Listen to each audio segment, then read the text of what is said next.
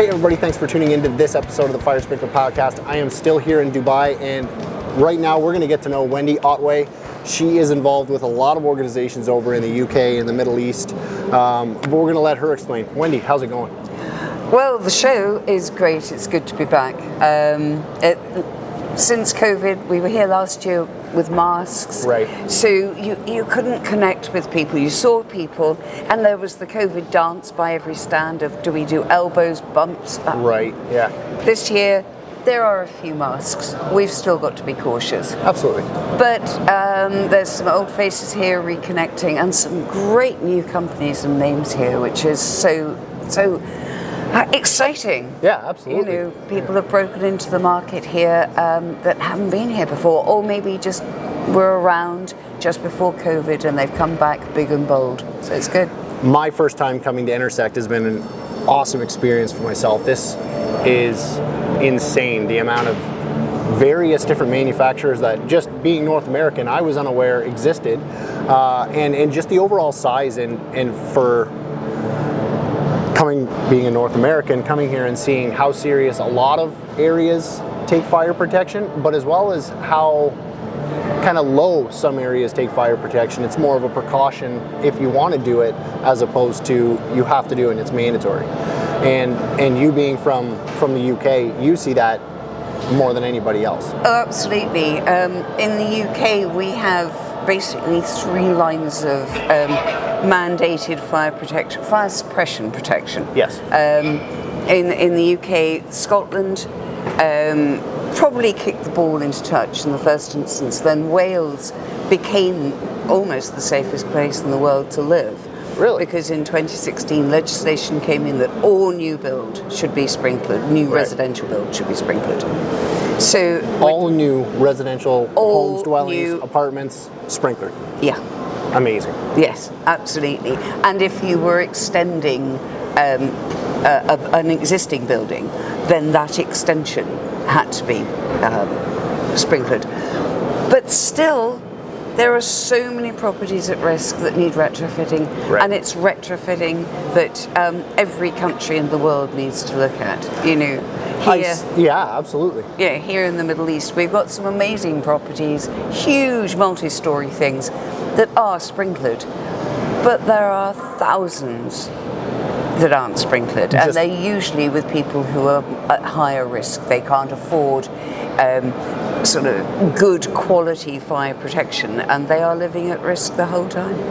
I just realized kind of while you were talking that I forgot to get you to introduce yourself. So, awesome introduction. Who are you?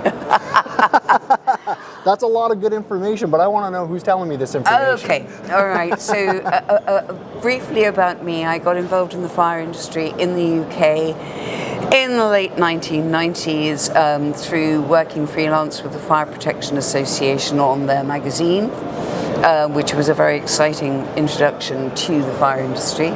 Having spent 7 or 8 years working with the Fire Protection Association, I started working with the British Automatic Fire Sprinkler Association, BAFSA, and since 2007 I have basically been a BAFSA's communications advisor, consultant, and so I run BAFSA's events, I communicate with the membership, and I run their magazines and publications.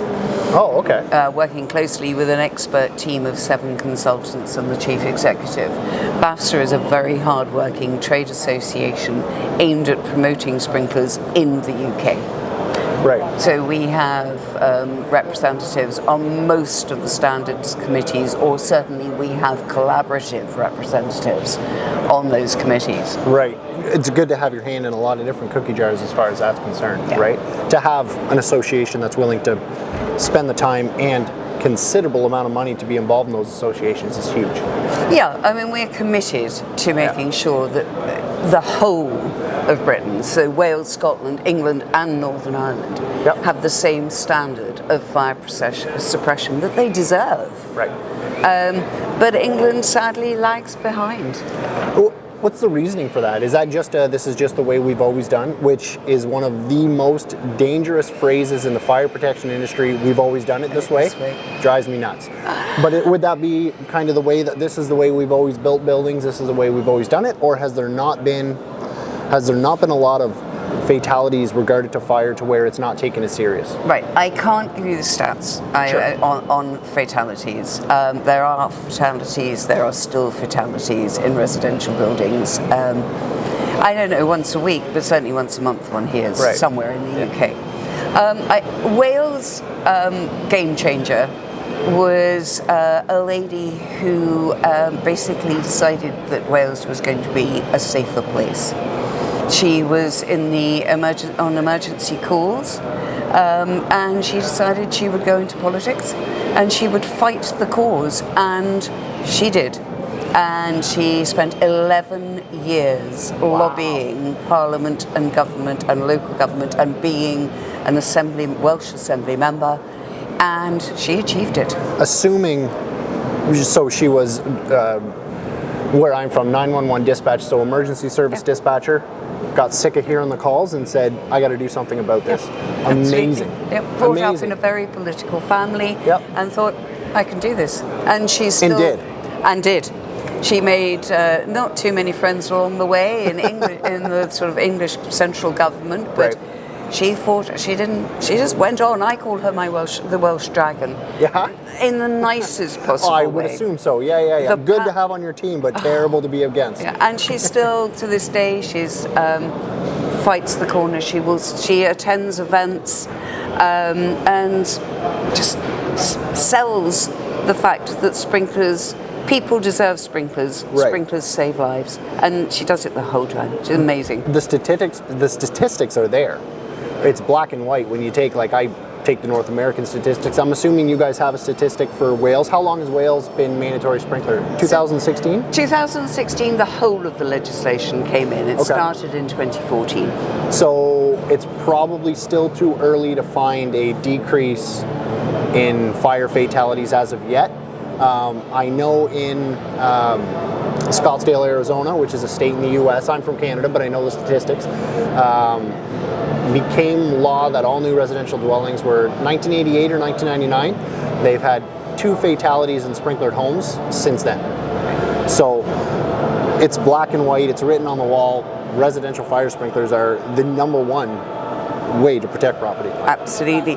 And is that just new build though, or is it retrofit? That was new build, but they take that statistic and they isolate into new homes that have sprinkler protection. There have been still fatalities in unsprinkled homes, but in order to put it black and white, we've had this many fatalities in unsprinkled homes and we've had this many fatalities in sprinkler homes. And the numbers are black and white. What other organizations are you involved with over here? Right, so with the British side, I'm with BAFSA. Yep.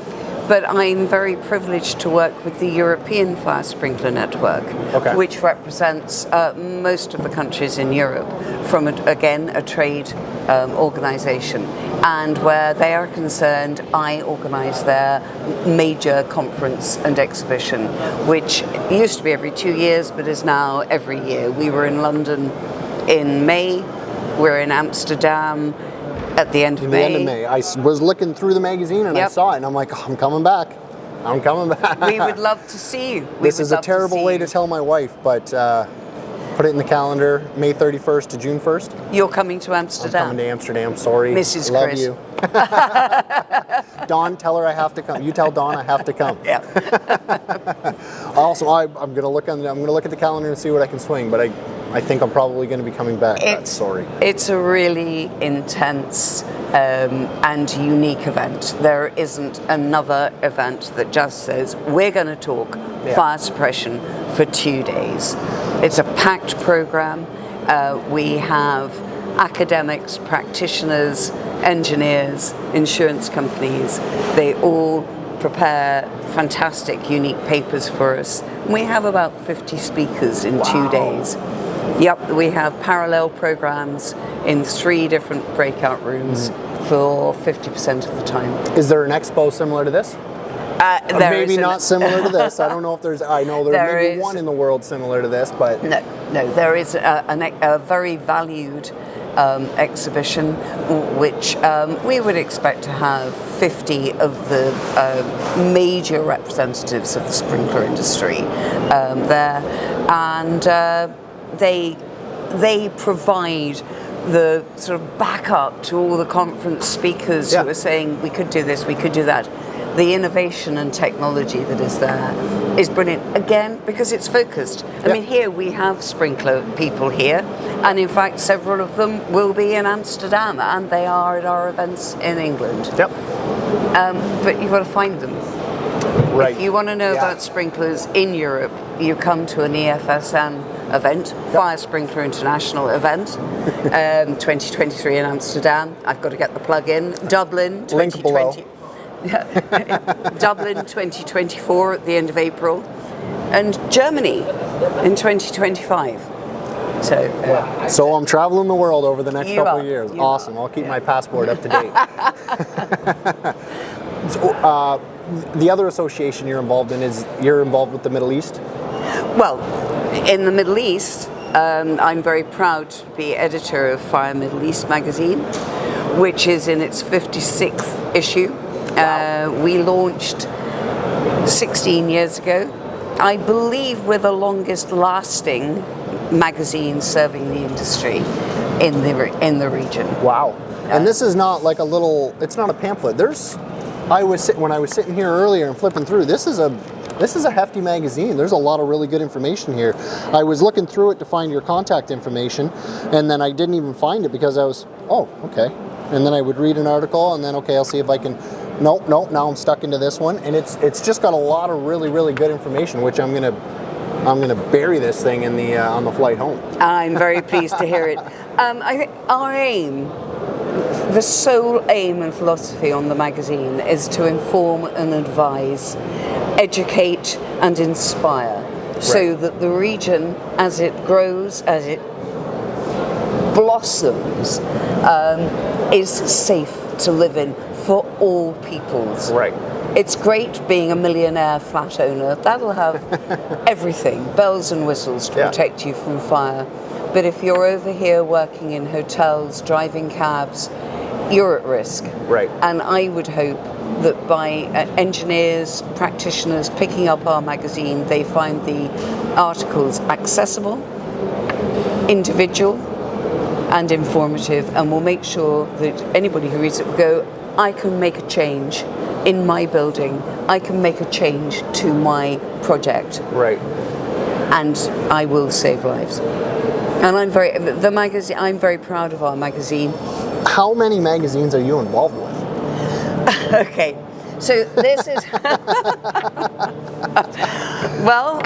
You've got the magazine. You got the whole magazine thing. You're a library yourself. Well, the second career in my life was as an editor. So, okay. I've never second been nature to you. Yeah. I was trained as an editor in my early 20s, so but it was in sport. I discovered fire and I could not imagine working in any other industry. Right. I really like the fact that when my writers, and I've got some amazing writers, put their pen to paper, they're using their expertise to give me the opportunity to make the world a safer place. So yes, Fire Middle East is the big magazine. Yeah. BAFSA publishes a magazine twice a year, which is solely focused on the sprinkler industry.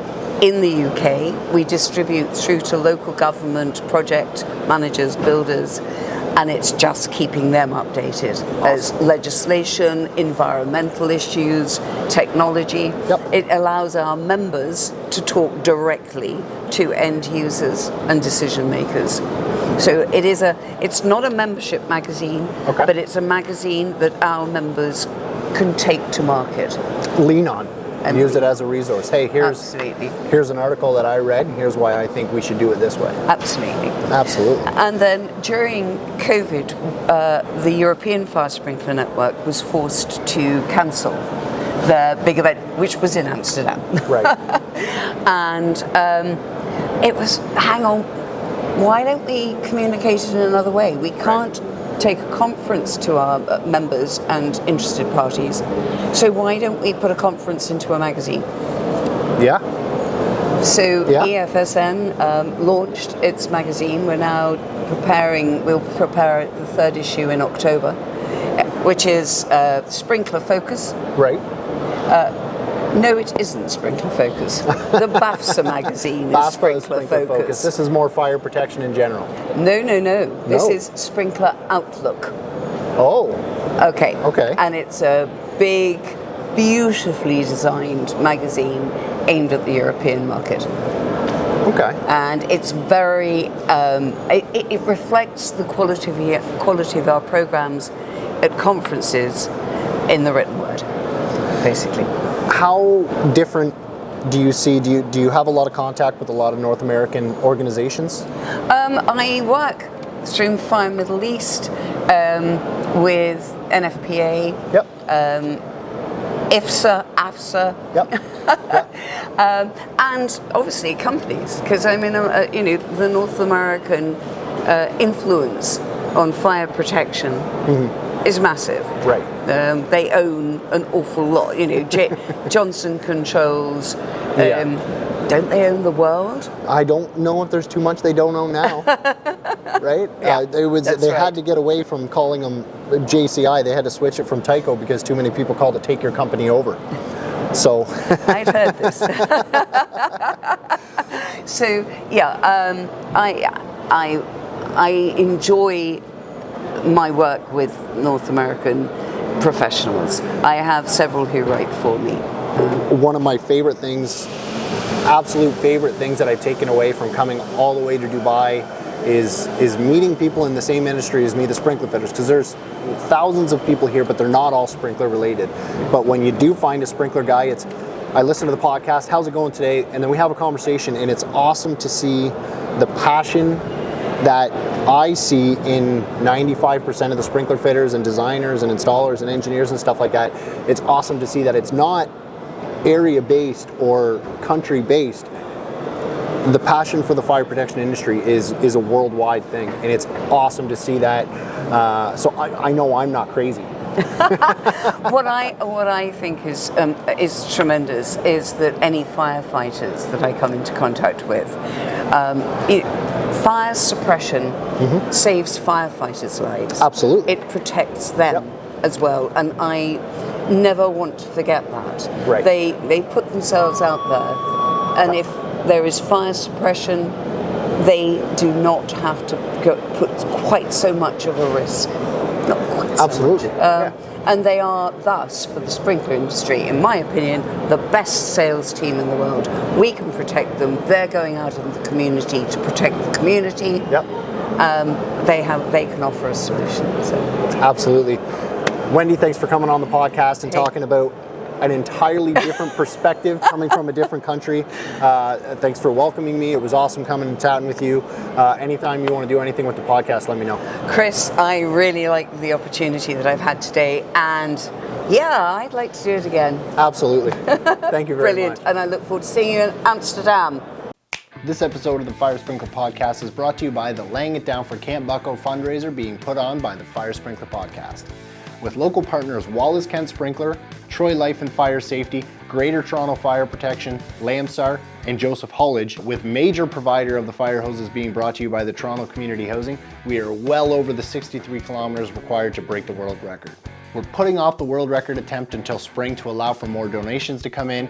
www.firesprinklerpodcast.com for more information on how you can donate. Camp Bucko is the burn camp for kids of Ontario.